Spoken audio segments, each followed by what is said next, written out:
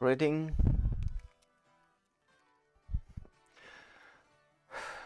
Robert Jordan's Wheel of Time. Eye of the World.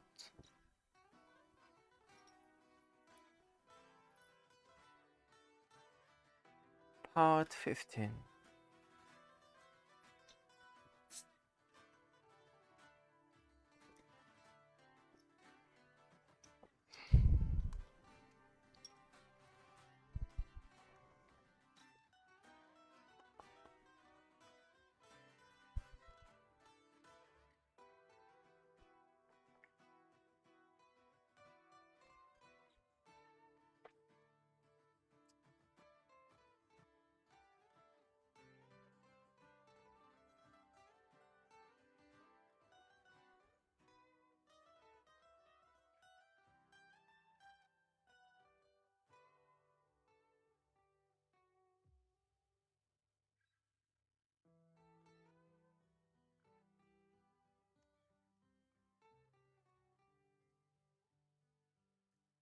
Lara led the way down the street and kept such a pace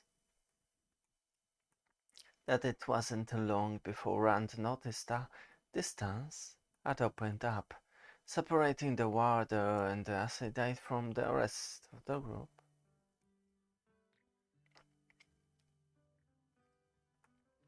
We're falling behind, we better stop! Come no closer! This is evil of Shadowloggot. Mashadar. Unseen, unthinking, moving through the city and aimlessly as a worm burrows through the earth. If it touches you, you will die. Then, how do we join you? Can you kill it? Clear away? Mashadar is vast, girl. The whole of the White Tower could not kill it. But this thing will not be above ground everywhere. Other streets will be clear. See that star? Keep on towards that star and it will bring you to the river. Whatever happens, keep moving to the river. Go as quickly as you can, but above all, make no noise. There are still Trollocs, remember? And 4 halfmen. But how will we find you again? Be assured, I can find you. Now, be off! This thing is utterly mindless, but it can sense food. You are the food.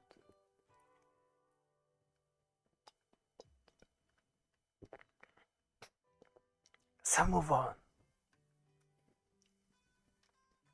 Everyone had been staring, wondering which way to go, no one wanting to make the first move. When the tendrils of Mashadar began to drift nearer to them, Rand turned clouds. The great breaking into a half-trot, tugging to go faster, as if moving first had made the round the leader. Everyone followed. With Moraine gone, there was no one to protect them should more deaths appear. And the Trollocs and Rand forced himself to stop thinking. Stop thinking. He would follow the red star. He could hold on that thought. As they went, Rand caught himself gritting the teeth to stop painting. He was telling himself to make the others, at least, think he wasn't afraid when a smoky tendril reached out towards them. Well, the group galloped away with no heed for the clatter of hooves they raised, and that clatter drew the attention of the other monsters in the city.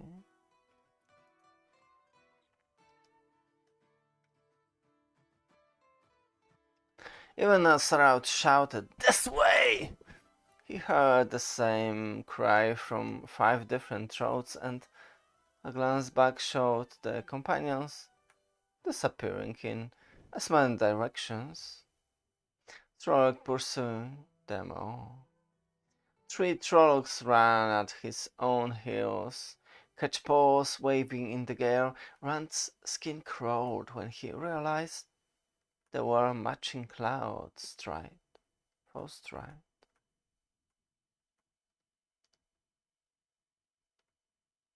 The streets were snarling ahead. Broken-topped building leaned out drunkenly. Rand could see the empty windows slowly filling a silvery glow, a dense mist bulging outward. Mashadar.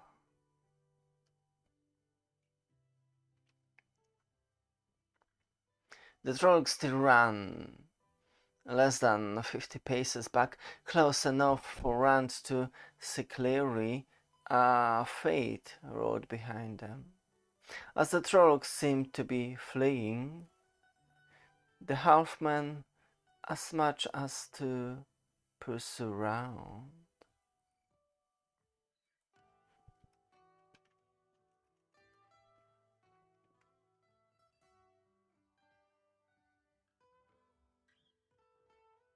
Ahead of Rand, great tendrils, wavering from windows, filling the air. Cloud tossed his head and screamed, but Rand dug his heels in brutality, and the horse lunged forward. If one of those tendrils touched him, Rand booted Cloud harder. The horn slipped forward, the welcome shadow. Behind him, the waving grey tentacles of Mashadar blocked out the Strix, and the Trollocs were barking in the pursuit. The Fate snapped a whip to spur the Trollocs on, and instead attracted the attention of Mashadar. The thickening tentacles of fog struck like vipers. Its prey tried to scream, but the fog roared over open mouths, and in eating the holes and transforming them into a piercing whine just beyond hearing, like all the hornets in the world, digging into Rand's ears, and with all the fears that could exist. Cloud heard too and ran harder than ever. After a time, Rand realized he could no longer hear the silent shriek of the Fate dying and training Cloud to a stop. Slumped in the saddle, he listened, but there was nothing to hear but the blonde pounding in his ears. The others? Oh, why didn't they follow him? Why they free, or in the Trollocs' hand? If they were alive and free, they would be following the star. If not, the ruins were vast. He could search for days without finding anyone. If he could keep away from the Trollocs and the Fates, and Mordet and Mashadar. Reluctantly, he decided to make for the river. hidden in the shadows, Rand thought he heard something, and then he thought he saw a cat paw. Even as he thought flashed into Rand's head, he dug his heels in the clouds, Rip with his sword flew from the scabbard, and wordless shout accompanied his charge, and he swung his sword with all his might. Only a desperate effort stopped the blade short. Ew. Have you seen anybody else? Uh, uh, just Trollocs? They must be trying to reach the river. We'd better do the same. Meanwhile, Perrin sat his horse in the shadows, watching an open gateway.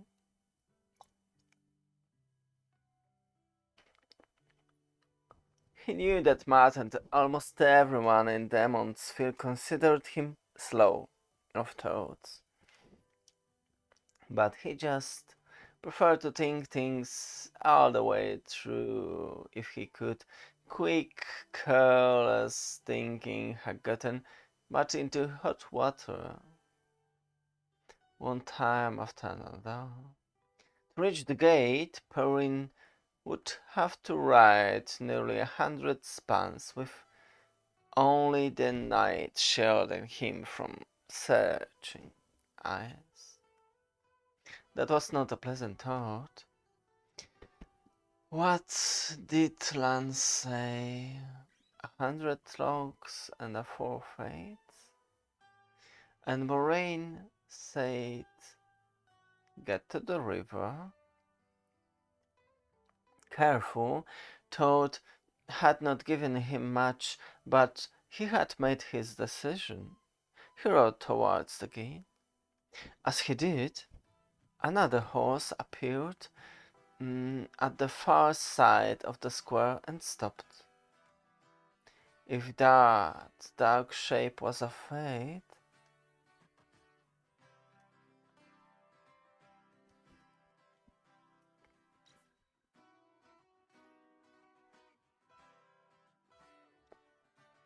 Rand? It's Perrin, Egwene. Have you seen anybody else? No. They'll be alright one day.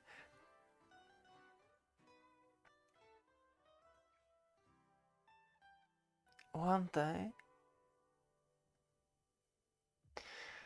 Moraine, Sedai, and Lan will look after them.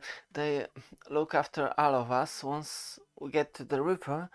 Come on, hurry, Egwene. Hurry. Egwene? Egwene!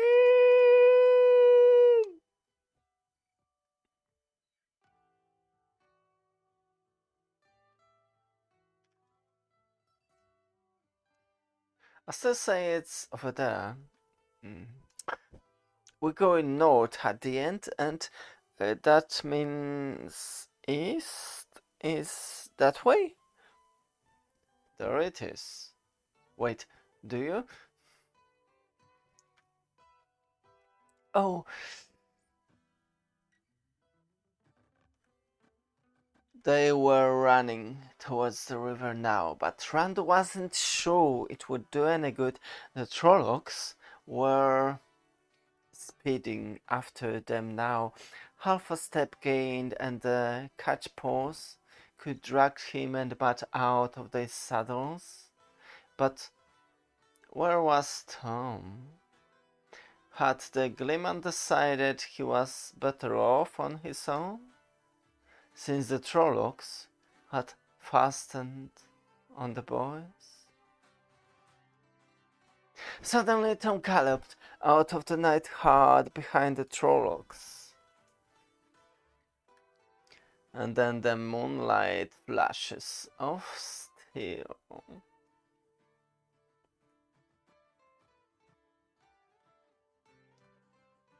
Best second.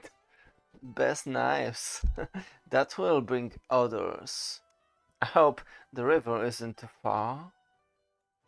I hope.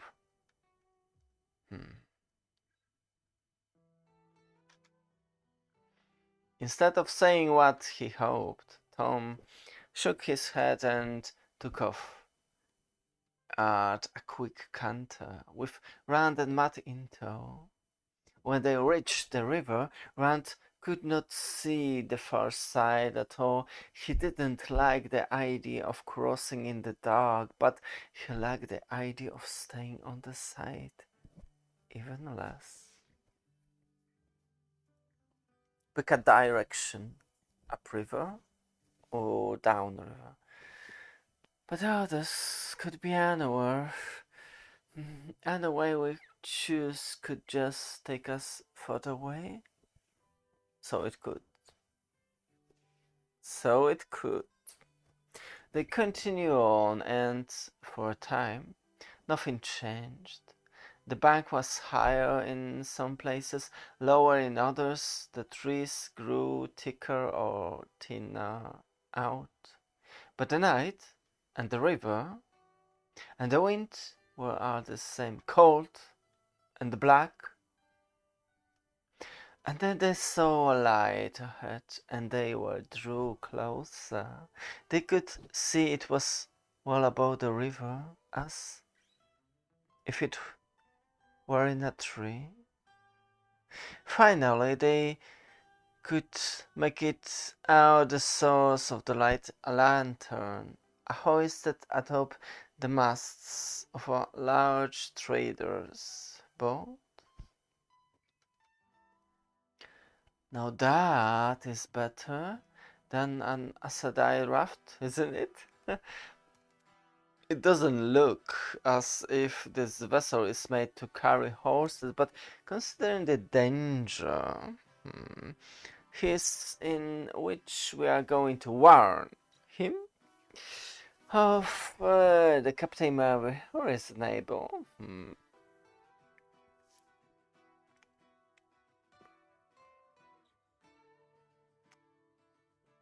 Just let me do all the talking and bring your blankets and saddlebags, just in case. You don't mean to live without the others, do you? Tom had not chance to say that he meant to do, and several Trollocs burst into the clearing, with shouts in the distance indicating more we're on the way. Up to the boat, quick! Leave all that and run!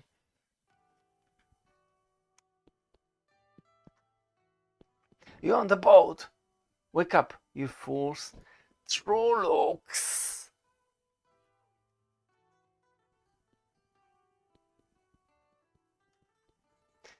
Men ran everywhere on the boat, shouting, hacking, mooring lines, and struggling with Trollocs.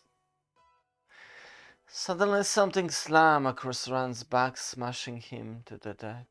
His sword fell and skittered away from his outstretched hand.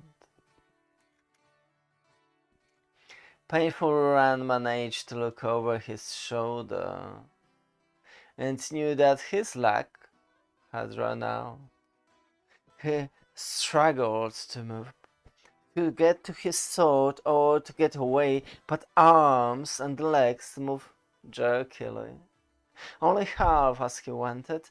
Time seemed to slow as the Trolloc raised the jagged paw as if to spear him with it. No!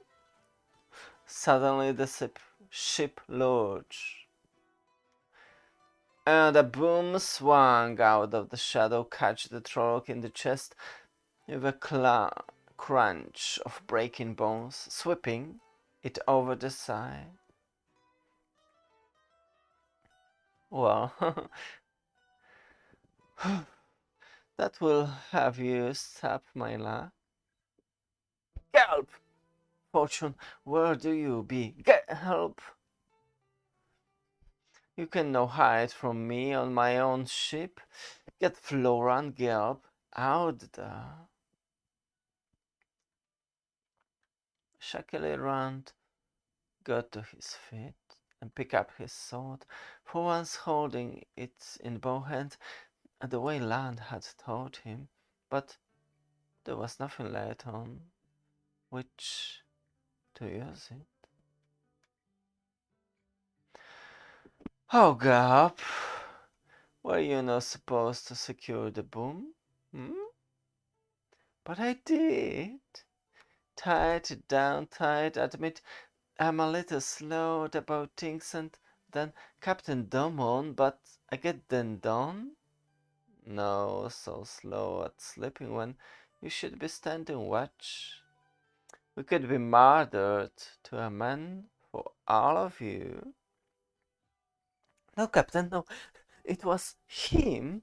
I was on guard. Like I was supposed to be. When he sneaked up and attacked me, I fought him, but then the Trollocs came. He's in lake with them, Captain. Attack friend. In lake with my aged grandmother. Did I not warn you the last time, Gump? At Whitebridge. Off you do go! Get out of my sight before I put you off now. Those Trollocs, they'll be following me. Why will they not leave me be? Captain, we have friends back there. If you go back and pick them up, I'm sure they reward you. Yes, Captain. Allow me to...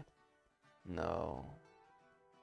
You three come below where I can see what manner of things be held up on my deck, and fortune desert me. Somebody secure this horn-cursed boom. Now, my name be Baal Domon.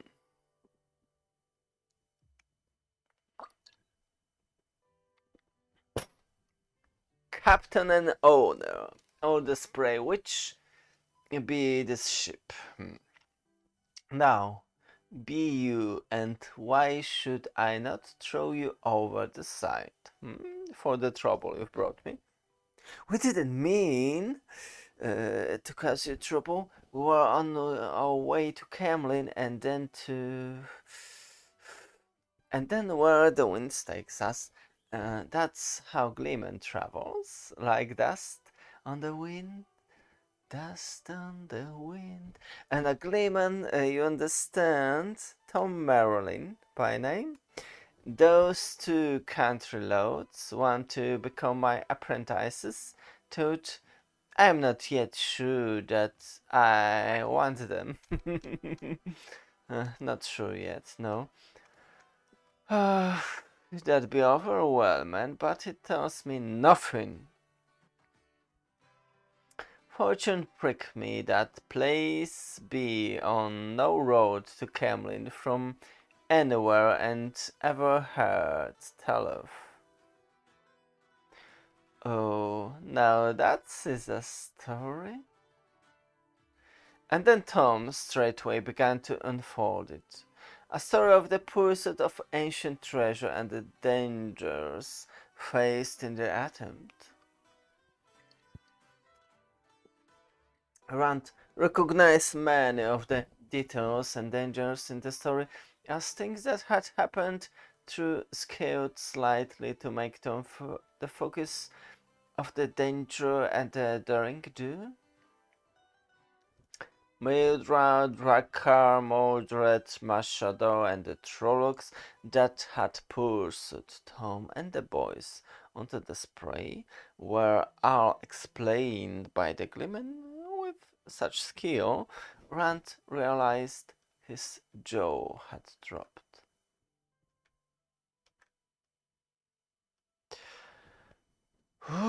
Would that be a tale a man folk would no believe? Of course, I did see the Trollocs. did I know? Now, happen you to have some of this treasure you mentioned with you? Alas, what little we managed to carry away was lost with our horses, which bolted when those last strokes appeared. All I have left are my flute and my harp, a few coppers, and the clothes on my back. But believe me, you want no part of that treasure. It has the taint of the Dark One. Best to leave it to the ruins and the Trollocs. So, you no money to pay your passage. I'd not lay my own brother say with me if he could not pay his passage. Especially if he brought Trollocs behind him to hack up my railings and cut up my rigging. But Baal Demon be a reasonable man. If no toss you over the side, if there be a way out of it. Now, I see one of your apprentices has a sword. I need a good sword and fine fellow that I be. I let you have passage as far as Whitebridge for it. No! Well, if it be no, it be no, but Baal Demon no give free passage. Not to his own mother. Well, I... Hold on. Reluctantly Rand emptied his pocket. There was not much. A few coppers and a silver coin Moraine had given him. He held it out to the captain and, after a second, Matt sighed and did the same. Yes, as far as Whitebridge. That's a dear passage, just Whitebridge. Plus damages to my vessel, plus a bit for bringing Trollocs down on me, so I must run down the river in the night. What about the others? We take them too. They should have reached the river by now, or they will soon. And I see that lantern on your mast. Happen you think we be standing still, man? Fortune prick me. We be 3-4 miles down river from where you came abroad. Trollocs makes those fellows put their backs into their oars, and the current helps too. But it makes never mind. I'd no put it again tonight if my old grandmother was on the riverbank. If I may no put it again at home. Until I reach Whitebridge. No. There is another thing you can do, lads. Besides, they likely safe with the Moraine and the land, but this time, can you think of any better than those two for getting the lot of them in the clear? I tried to talk her out of coming. You did what you could, lads. No one could ask more. I should have tried harder.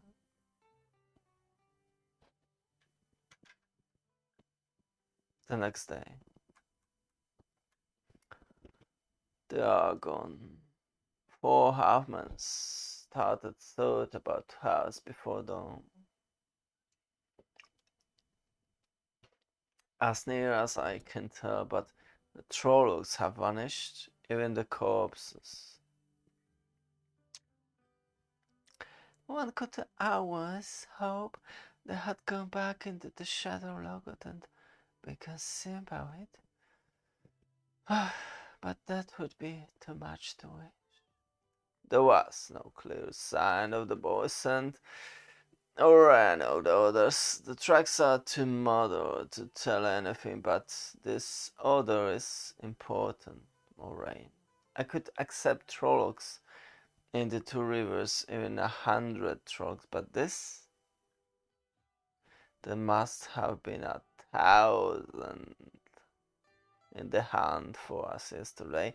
If those 1,000 were here to be seen into the two rivers, why were there not? There is only one answer. They were sent only after we crossed the Tarn. When it was known one murderer and 100 Trollocs were no longer enough. How? How were they sent? If 1,000 Trollocs can be brought so far from the Blight so quickly unseen, can 10,000 be sent into the heart of Saldia or Arthur or Shayna? Your borderlands could be overrun in a year. The whole world will be overrun in 5 if we do not find those boys. The question worries me also, but I have no answers. Let us deal with the problems that face us here and now. Everything else must wait. The boys. I have not been idle. While you were away, one is across the river, alive. As for the others, there was a faint trace downriver, but it faded away as I found it. The bond had been broken for hours before I began my search. You think the Howman hadn't sought have them? Perhaps, but I will not admit the possibility of them being dead. I cannot. I dare not. You know how much is at stake. I must have those young men. That shadow ghoul will hand them, I expect, opposition from the White Tower, even from Amorin's seat, I accept, but Mistress Almira, you may come out now, if you wish. What have you done? What have you meshed Egwene and the boys in? What filthy dire plots are you planning to use them in? You have very little room to talk wisdom. You can wear the one power yourself, after a fashion. The one? Why don't you try claiming I am a Trolloc as well? How do you think I knew you were behind that tree? If I had not been distracted, I would have no moment you came close. No, you are certainly not a Trolloc. Not for me to fear the evil of the Dark One. So, what did I sense? Nynaeve Almira, wisdom of Emansfield, and unknown wielder of the One Power? I won't listen to any more of this. You must listen. Perhaps as much as 8 or 10 years ago, the age varies, but it always comes young. There was something you wanted more than anything in the world, something you needed, and you got it. A branch suddenly falling where you could pull yourself out of the pumpkin stand of drowning, a friend or a pet, getting well when everyone thought they were going to die. You found nothing special at the time, but a week later,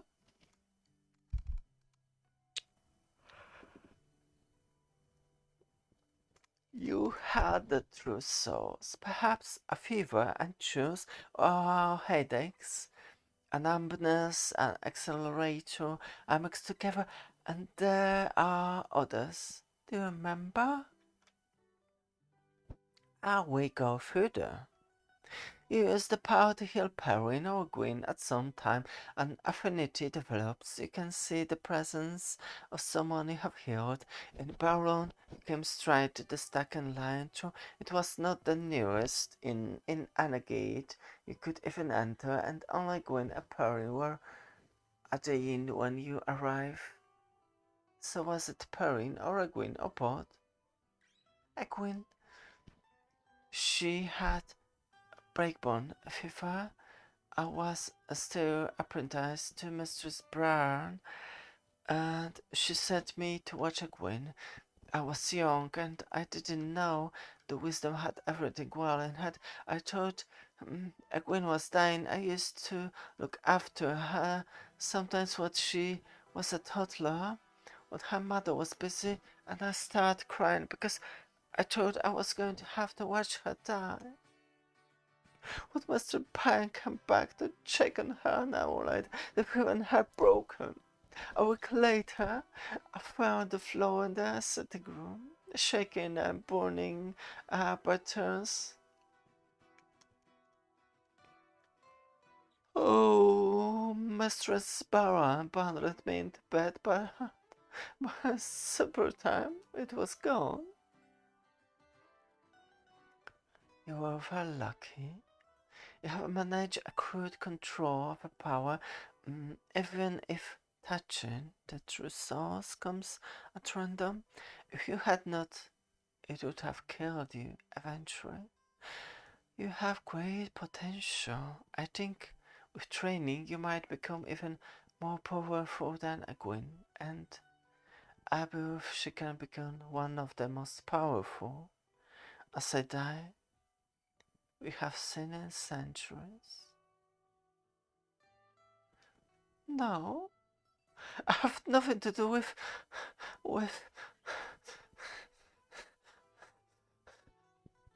I would ask you not to tell anyone about this, please. And none of this explains what you want with friend Martin Perrin. The Dark One wants them. If the Dark One wants something, I oppose it.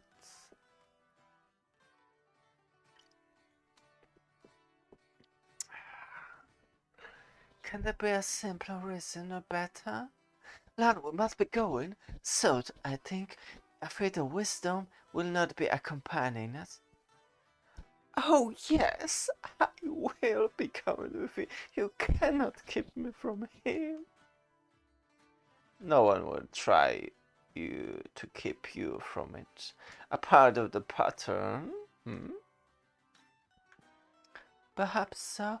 I should have spoken to Min again. You see, Nynaeve, you are welcome to come. I will fetch your horse. Why so? I heard you say one of the boys is across the river. How do you know?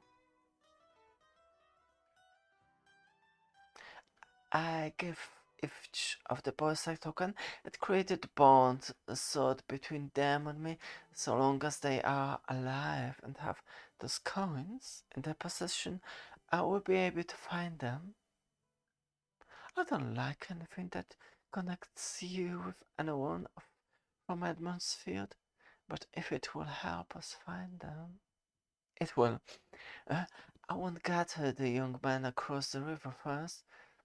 If I could, he's only a few miles from us, but I cannot afford to take the time. The two who went down the river need me more. They have lost their coins and withdraw, are either pursuing them or else trying to intercept us at Whitebridge. I must take care of the greatest needs first.